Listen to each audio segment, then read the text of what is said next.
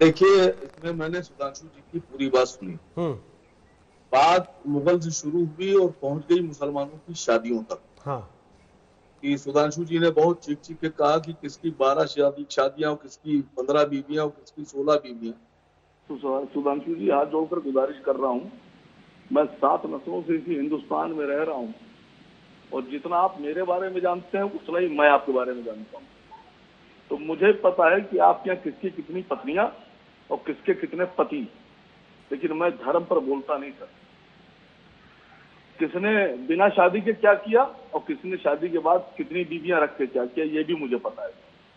इशारा आप समझ गए, लेकिन मैं बोलूंगा नहीं। दूसरी बात, आपने कहा कि साहब हमारे आइडियल शिवाजी, तो सर राजपूत का आइडियल तो राजपूत हो सकता है। तो जब शिवाजी की आप बात करते हैं तो राजा जयसिंह अंबेर को कैसे भूल जाते हैं? राजा जयसिंह अंबेर ने 1665 में शिवाजी पे हमला किया और उस युद्ध का क्या परिणाम हुआ ये आपसे बेहतर कोई नहीं जानता। तो मैं तो कह रहा हूं कि शिवाजी का बना दीजिए वहां के ऊपर म्यूजियम, और उसके बराबर में बना दीजिए राजा जयसिंह अंबेर का म्यूजियम, और उसमें राजा जयसिंह अंबेर से जुड़ी हुई सारी बातें लिखिए कि राजा जयसिंह अंबेर ने कितनी बार मराठों पे हमला किया। राजा जयसिंह का दूसरा नाम, जो राजपूत थे उनका दूसरा नाम मिर्जा राजा था, और मिर्जा राजा साहब किसके लिए काम करते थे। तीसरी बात, राजपूतों का आइडियल तो राजपूत हो सकता है सर, तो आपको चाहिए कि राणा सांगा के म्यूजियम बनाइए और उस म्यूजियम में एक लेटर लगाइए जिसमें ये लिखा, जिसमें राणा सांगा ने लेटर लिखा था बाबर को, कि बाबर को लिख कर लेटर बुलाया था हिंदुस्तान की आइए। और ये मैं अपनी तरफ से नहीं बोल रहा हूँ, ये हिंदुस्तान का जो इतिहास है वो मैं बोल रहा हूँ। डिस्कवरी ऑफ इंडिया भी पढ़ लीजिए आप, जो 5000 साल का इतिहास हिंदुस्तान का है वो भी बताइए आप। आपने कहा साहब गुलामी का प्रतीक, तो गुलामी का प्रतीक अगर आप इलाहाबाद को मानते हैं और प्रयागराज कर देते हैं तो प्रयागराज में जो रॉबर्ट्सगंज है वो है गुलामी का प्रतीक। आप अगर गुलामी का प्रतीक मानते हैं तो जो गेटवे ऑफ इंडिया है जहां पर महारानी का स्वागत हुआ था वो है ईमानदारी से और सच्चाई से गुलामी का प्रतीक। सर मिटाइए उसको। ठीक, उसको तो आप मिटा नहीं रहे सर। ठीक है, हिम्मत नहीं सर आपकी। ठीक है, लेकिन आप एक सवाल है। सुनिए सर, अभी ठीक भी कुछ नहीं है सर। नहीं वकार साहब, आपने 3 पॉइंट रखे, अब एक सवाल तो पूछने दीजिए ना। मुगलों की सारी चीजें मिटा दीजिए। नहीं, आपने 3 पॉइंट रखे, चैलेंज कर रहा हूँ, मानूंगा इस चैनल। एक सवाल तो पूछने दीजिए। लेकिन मुगलों का एक महल गिराने के बाद 1000 हिंदुओं को नौकरी जरूर दीजिए आप। मैं एक चीज पूछ लूं आपसे, 1000 ब्राह्मण और 1000 राजपूत, इनको अगर आप नौकरी देते हैं तो आप सब गिरा दीजिए। ठीक है सर, अब मेरे एक सवाल का जवाब दे दीजिए। मेरे एक सवाल का जवाब दे दीजिए।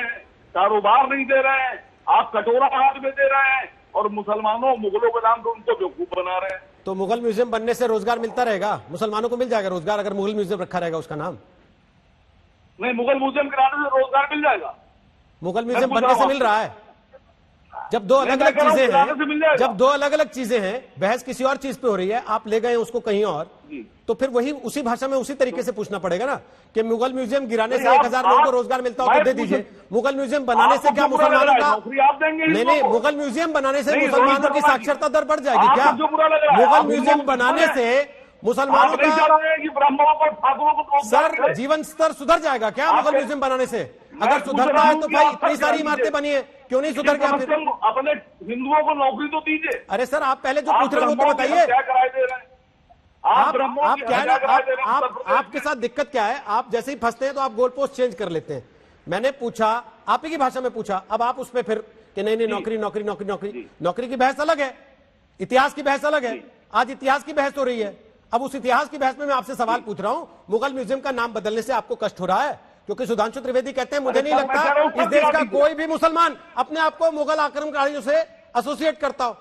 आप करते हैं या आपकी पार्टी करती है एसोसिएट? भाई मैं तो ये कह रहा हूं, मैंने तो आपसे सीधी सी बात ये पूछी कि राजपूतों के आइडियल तो राजपूत हो सकते हैं। सर अगर राजपूत और मराठा इस देश में आपस में राजा के तौर पर युद्ध करते रहे तो क्या मुगलों को बाप मान ले अपना, जो बाहर से आक्रमण करने आए? नहीं तो मराठा क्योंकि आपस में लड़े थे तो किसी तीसरे को मान ले। मराठा और राजपूत आपस में लड़ाई लड़ते रहे तो आप क्या चाहते हैं? लड़े ठीक, वो इस देश का इतिहास है।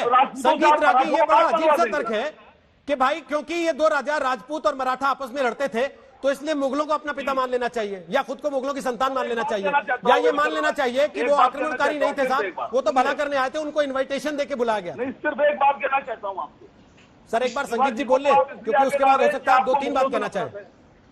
और शिवाजी के वंशज उद्धव ठाकरे को आप बाबर बताए दे रहे हैं सर, मराठों को आप बाबर बताए दे रहे हैं। ओके, अब संगीत रागी को सुन लेते हैं और फिर तारक पते और आशुतोष वेट कर रहे हैं। सुधांशु जी कुछ कहना चाह रहे हैं, 1 सेकंड असीम साहब प्लीज। नहीं ठीक है, आपको पर्याप्त वक्त मिला ना, अब ये मत करिए ना प्लीज, अभी सुन लीजिए, फिर वापस आऊंगा, फिर बोलिएगा।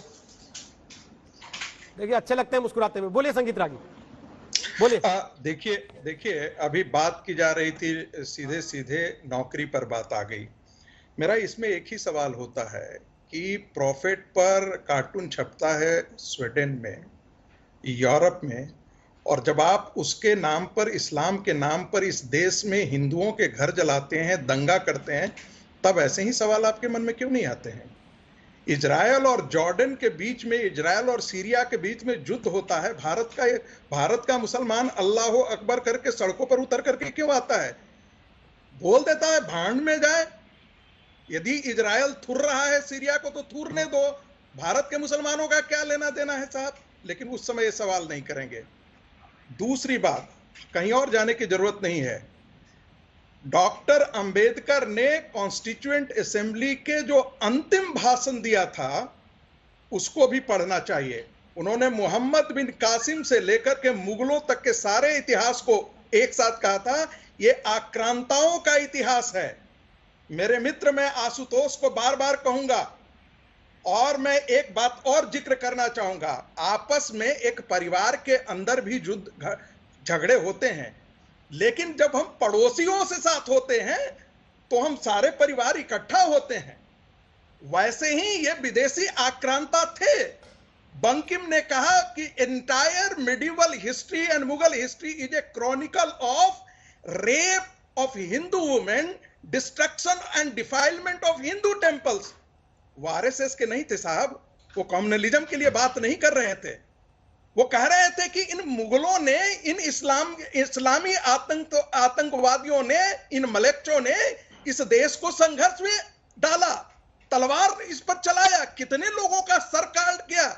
अरे जिन्होंने, जिस धर्म के अनुयायियों ने, जिस औरंगजेब ने सिख गुरु के बच्चों को दीवारों में चुनवा दे, और वह भी ये कहकर कि ये कि कुरान का इसमें ये है, आप क्या कहेंगे? वैसा समाज विध्वंसक और मलेच्छ नहीं है तो और क्या उसे आप कहेंगे? ओके, मेरे मित्र कह रहे थे सारे ध्वंस कर दीजिए।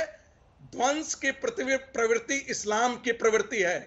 नमस्कार, मैं हूं अंजना ओम कश्यप। हमें उम्मीद है ये वीडियो आपको पसंद आया होगा। लेटेस्ट खबरों के लिए यूं ही देखते रहिए आज तक, और इस वीडियो के पसंद आने पर लाइक, शेयर एंड सब्सक्राइब करना ना भूलें।